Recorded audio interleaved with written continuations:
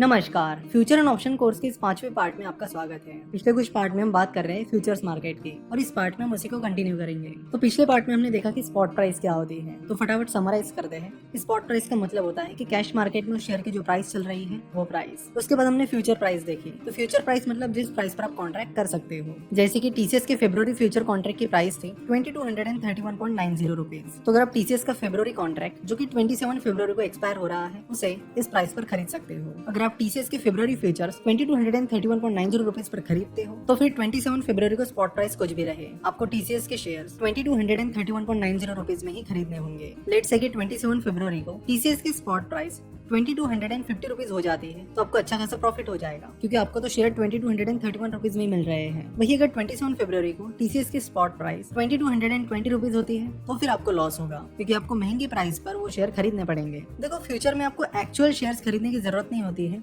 यहाँ पर सेटलमेंट की जाती है, कैश सेटलमेंट। इसके साथ ही हम लॉट साइज को भी समझ लेते हैं। ये लॉट साइज क्या होती है? जैसे कि हम कैश मार्केट में देखते हैं, हम टीसीएस के 1 शेयर, 2 शेयर, 5 शेयर, जितने शेयर चाहे खरीद सकते हैं, लेकिन फ्यूचर्स में ऐसा नहीं होता है। फ्यूचर कॉन्ट्रैक्ट आपको लॉट में मिलते हैं। हर शेयर की लॉट साइज डिसाइडेड होती है, स्टॉक एक्सचेंज ने वो डिसाइड किए हैं। तो टीसीएस के लॉट साइज है 250 शेयर्स। सो अगर आप टीसीएस के फ्यूचर कॉन्ट्रैक्ट का एक लॉट लेते हो तो उसमें आपको 250 शेयर्स मिलेंगे। अगर आपको उससे ज्यादा शेयर्स खरीदने हैं तो 250 के मल्टीपल में आप खरीद सकते हो। जैसे कि 250, 2 लॉट खरीदोगे तो 500 शेयर्स आ जाएंगे, 3 खरीदोगे तो 750 एक्सेट्रा। तो मान लीजिए कि आपने एक लॉट खरीद लिया है, वो भी 2231.90 रुपीज पर। अब एक्सपायरी के दिन यानी 27 फरवरी को स्पॉट प्राइस निकल कर आती है 2235 रुपए। तो ये डील आपके फायदे की हुई, क्योंकि जो स्पॉट प्राइस है वो आपके फ्यूचर प्राइस से ज्यादा है। तो 2235 और 2291.90 इसके बीच का जो डिफरेंस है यानी 3.10 वो आपके एक शेयर के पीछे का प्रॉफिट होगा। तो इस तरह 250 शेयर्स पर आपको 775 रुपीज का प्रॉफिट होगा। तो आपके फ्यूचर कॉन्ट्रैक्ट से जो भी प्रॉफिट लॉस निकल कर आएगा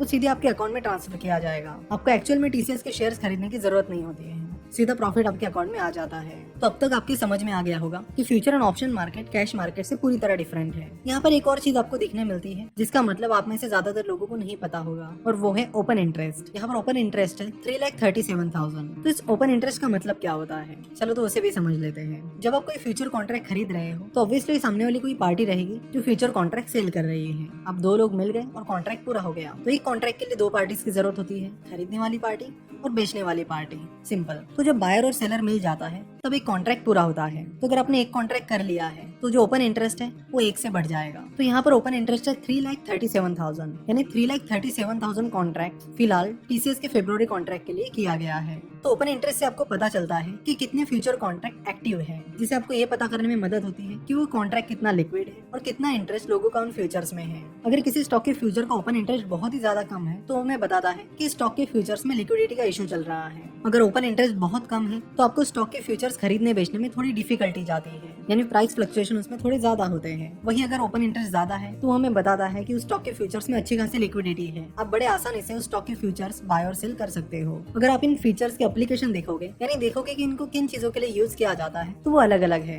इनके कई सारे प्रैक्टिकल यूज है, इनको हेजिंग के लिए यूज किया जाता है, इनको शॉर्ट सेलिंग के लिए भी यूज किया जाता है। तो सबसे पहले बात करते हैं शॉर्ट सेलिंग की। शॉर्ट सेलिंग का सिंपल सा मतलब होता है कि पहले स्टॉक को बेचना और फिर उसे खरीदना। उससे पहले समझते हैं कि शॉर्ट सेलिंग किस चीज के लिए यूज की जाती है। जनरली हम शेयर बाय करते हैं जब हमें लगता है कि ये कंपनी आगे चलकर ग्रोथ दिखा सकती है और इसके शेयर प्राइस आगे चलकर बढ़ सकती है। लेकिन अगर आपको लगता है कि कोई कंपनी बहुत खराब परफॉर्म कर रही है या किसी कंपनी को बड़े इश्यूज आने वाले टाइम में जिसकी वजह से उसकी शेयर प्राइस गिर सकती है, तो उस टाइम आप क्या करोगे? उस टाइम आप शॉर्ट सेलिंग करोगे। तो जब भी ट्रेडर्स और इन्वेस्टर्स को लगता है कि किसी स्टॉक की प्राइस आने वाले टाइम में लगातार गिरने वाली है तो वो उस स्टॉक में शॉर्ट सेलिंग करते हैं। अगर कैश मार्केट की बात की जाए तो अगर आपको कैश मार्केट में शॉर्ट सेलिंग करनी है तो आप सिर्फ 1 दिन के लिए कर सकते हो, यानी इंट्राडे में आप शॉर्ट सेलिंग कर सकते हो। उससे ज्यादा टाइम के लिए आप कैश मार्केट में शॉर्ट सेलिंग नहीं कर सकते। इसलिए बहुत सारे ट्रेडर शॉर्ट सेलिंग करने के लिए फ्यूचर्स का इस्तेमाल करते हैं, क्योंकि फ्यूचर्स में आप 1 दिन से ज्यादा टाइम पीरियड के लिए भी शॉर्ट सेलिंग कर सकते हो। तो शॉर्ट सेलिंग का यूज तब किया जाता है जब आपको लगता है कि किसी शेयर की प्राइस गिर सकती है और उसका फायदा आप ले सकते हो। सेकंड चीज है हेजिंग। हेजिंग में आप रिस्क को मिटिगेट करते हो, यानी रिस्क को लिमिट में करते हो। कई बार जब बड़े बड़े इन्वेस्टर बहुत ज्यादा क्वांटिटी में शेयर्स खरीदते हैं तो उन्हें लगता है कि अचानक से अगर इस शेयर को कुछ हो गया तो हमें बहुत बड़े लॉसेस उठाने पड़ सकते हैं। इसलिए उस रिस्क को कंट्रोल करने के लिए वो फ्यूचर्स का इस्तेमाल करते हैं। इसे भी हम अगले पार्ट में डिटेल में देखेंगे। साथ ही इसके जो प्रैक्टिकल यूज है कि जो फार्मर्स हैं, जो नॉर्मल होलसेलर्स हैं, वो इन फ्यूचर्स का इस्तेमाल करके कैसे अपनी रिस्क मिटिगेट कर सकते हैं, इसके बारे में प्रैक्टिकल एग्जाम्पल एग्जाम्पल के साथ अगले लेक्चर में बात करेंगे।